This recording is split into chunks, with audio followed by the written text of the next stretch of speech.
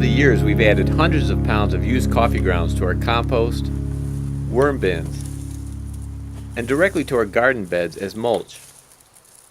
This has helped us to enrich our soil with nutrients our plants need without having to purchase fertilizers or soil amendments.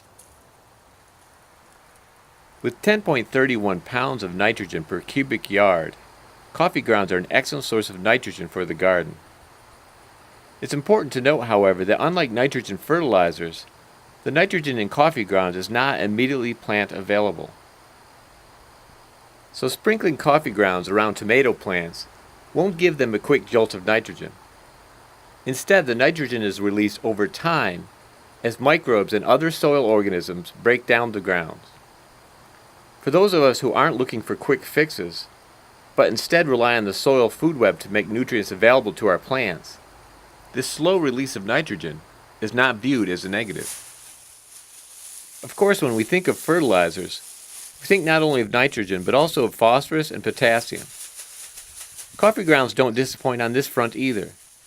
With an NPK of approximately 2.1, 0.3, 0.3, coffee grounds provide a good amount of phosphorus and potassium as well. And unlike the nitrogen, the phosphorus and potassium are plant available. Additional minerals in coffee grounds include magnesium and copper, which are plant available, and calcium, zinc, manganese, and iron, which become available as the grounds decompose. Many are concerned that using coffee grounds in the garden will make the soil acidic.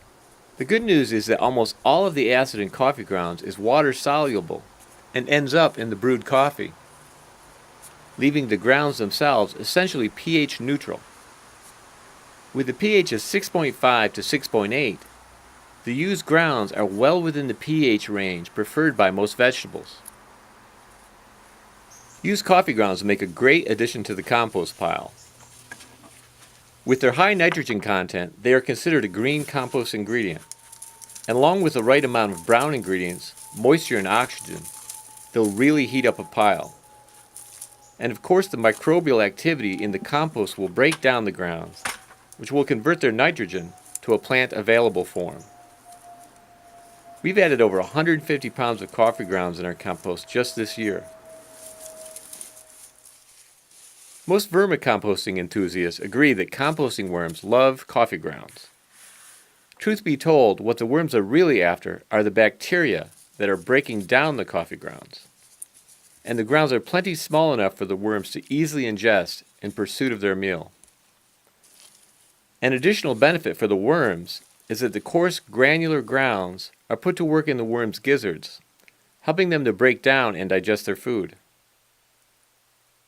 I regularly add used coffee grounds to all of my worm bins. There is some debate as to whether coffee grounds make a good mulch. By themselves, they certainly do not. A thick mulch of coffee grounds would form a crusty layer that would repel water, which isn't something you want in your garden bed.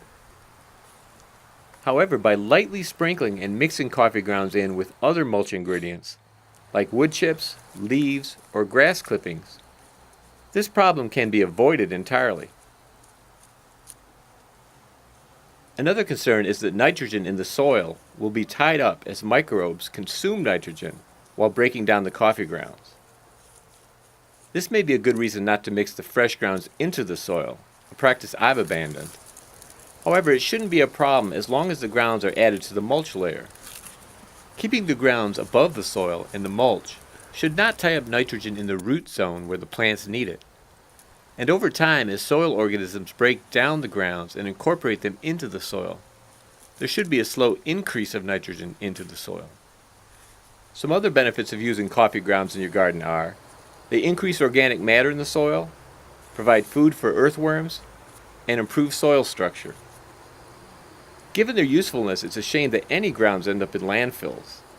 So putting them to use in your garden is a great way to help your garden and reduce landfill waste.